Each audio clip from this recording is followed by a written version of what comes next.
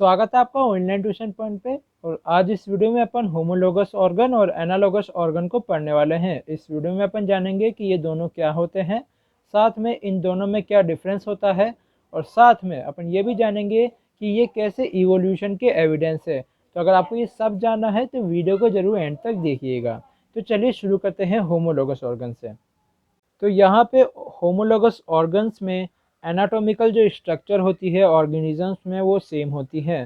तो एनाटॉमी का मतलब होता है, जो आपने 11th में भी प्लांट एनाटॉमी पढ़ा होगा, एनाटॉमी का मतलब होता है किसी भी ऑर्गेनिज्म या किसी भी प्लांट के इंटरनल स्ट्रक्चर्स के बारे में डिस्कस करना, इंटरनल लेयर्स के बारे में। तो उसी को अपन पढ़ते हैं एनाटॉमी। तो यहाँ पे एनाटॉमी से रिलेट यहाँ पे ये बताया गया है कि डिफरेंट डिफरेंट ऑर्गेनिज्म में जो वो डिफरेंट डिफरेंट फंक्शन कर रहे होते हैं अपने हैंड से या फिर अपने लेग से, उनके अंदर जो हड्डियां होती है उनका स्ट्रक्चर सेम होता है। इसको आप एनसीईआरटी के एक सिंपल से डायग्राम से समझ सकते हैं।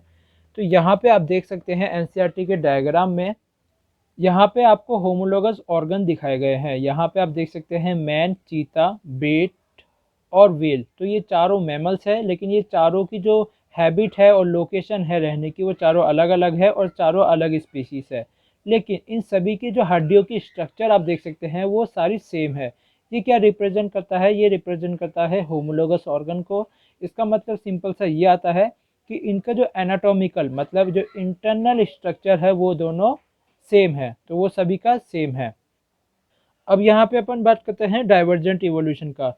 तो ये जो होमोलोगस ऑर्गन्स बने हैं ये डाइवर्जेंट इवोल्यूशन के कारण बने हैं। डाइवर्जेंट इवोल्यूशन में क्या होता है, किसी एक प्लेस में रहने वाली जो स्पीसीज होती है वो अपनी जगह से, हैबिट से दूर जाके जहीं कहीं पे रहती है, और जब अलग अलग जगह पे जाने के बाद उन्हें अलग अलग सिचुएशन को फेस करना पड़ता है, उनसे compete करना पड़ता है, तो एक ही स्ट्रक्चर अलग अलग फंक्शन में बदल जाता है। इसका मतलब ये है, आप देख ही सकते हैं जो मैंने अभी डायग्राम दिखाया था, ये चारों जो स्पीसीज है अलग अलग है, लेकिन किसी टाइम पे इन सभी के एंसेस्टर सेम थे, तो इसीलिए इनकी स्ट्रक्चर भी सेम होती है। तो यहाँ पे डाइवर्जेंट इवोल्यूशन होता है। और साथ में यहाँ पे एक और पॉइंट आता है, यहाँ पे जो फंक्शन होता है, फंक्शन वो डिफरेंट होता है। मतलब होमोलोगस ऑर्गन्स में जो फंक्शन होते हैं वो डिफरेंट होते हैं। तो अब अपन बात करते हैं एनालॉगस ऑर्गन्स की। तो एनालॉगस ऑर्गन्स होमोलोगस ऑर्गन्स से टोटली डिफरेंट होते हैं। यहाँ पे जो एनाटॉमिकल स्ट्रक्चर होती है वो डिफरेंट होती है, लेकिन यहाँ पे स्ट्रक्चर तो अलग अलग है, लेकिन उन स्ट्रक्चर का, उन ऑर्गन्स का जो फंक्शन होता है वो सेम होता है। और साथ में यहाँ पे जो एनालॉगस ऑर्गन्स होते हैं वो कन्वर्जेंट इवोल्यूशन से बनते हैं। ये मैं आपको बताता हूँ कैसे बनते हैं। यहाँ पे क्या होता है, मान लीजिए ये एक लोकेशन है और यहाँ से इस लोकेशन पे अलग अलग जगह से अलग अलग स्पीशीज आके रहती है। तो यहाँ पे इस जगह पे जो कंडीशन होगी उस कंडीशन को इन पांचों स्पीसीज को फेस करना पड़ेगा। तो ये पांचों स्पीसीज इस कंडीशन से बचने के लिए अलग अलग तरीके लगाएंगे, लेकिन उन सबका सोल्यूशन एक ही होगा। तो वही एग्जांपल यहाँ पे आप इसी एग्जांपल से समझ सकते हैं, जैसा कि यहाँ पे एनसीईआरटी में एग्जांपल दिया गया है बटरफ्लाई और बर्ड्स के विंग्स को। बटरफ्लाई के विंग्स भी उड़ने के लिए काम आते हैं और बर्ड्स के विंग्स भी उड़ने के लिए काम आते हैं। मतलब फंक्शन तो सेम है, लेकिन बस स्ट्रक्चर अलग अलग है। तो ये होते हैं एनालॉगस ऑर्गन। अब अगर मैं यहाँ पे एग्जांपल्स की बात करूँ तो एनसीईआरटी में क्लियरली साफ साफ एग्जांपल दिए गए हैं। जैसा कि मैंने होमोलोगस ऑर्गन में ह्यूमन, चीता, व्हेल और बैट के बारे में तो बता दिया है। यहीं पे अगर मैं प्लांट की एग्जांपल्स की बात करूँ तो प्लांट में यहाँ पे दिया गया है बोगनविला और कुकुरबिटो। तो यहाँ पे मैं लिख देता हूँ थॉर्न एंड टेंड्रिल। तो बोगनविला में तो थॉर्न होते हैं और कुकुरबिटो में टेंड्रिल होते हैं।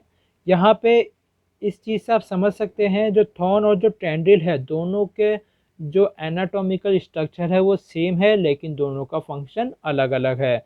यहीं पे एनालॉगस ऑर्गन में अगर मैंने जैसे कि प्लांट्स, एनिमल्स का एग्जांपल तो मैंने दे दिया है बर्ड और बटरफ्लाई का, लेकिन यहाँ पे अगर मैं प्लांट के एग्जांपल की बात करूँ तो यहाँ पे प्लांट में एग्जांपल दिया गया है एनसीईआरटी में स्वीट पोटैटो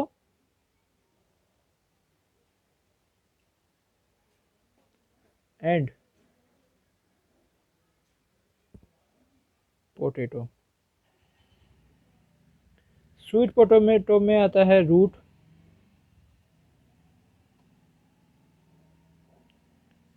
रूट मॉडिफिकेशन, और यहाँ पे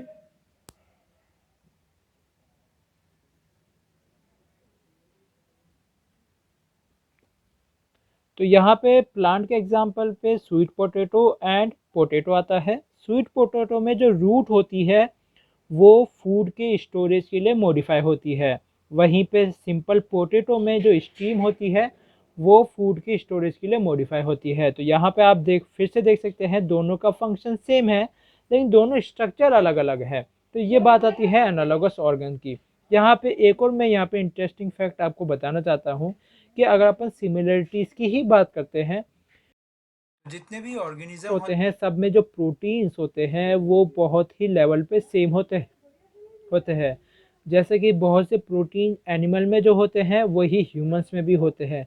तो वहाँ पर भी एक जेनेटिक रिलेशनशिप पता चलता है कि वहाँ पर भी जो एंसेस्टर्स थे वो किसी टाइम पे सेम थे। तो यहाँ पे अपन ने पढ़ लिया होमोलोगस ऑर्गन और एनालोगस ऑर्गन के बारे में। तो यहाँ पे जो होमोलोगस ऑर्गन होते हैं यहाँ पे सेम एंसेस्टर्स होते हैं।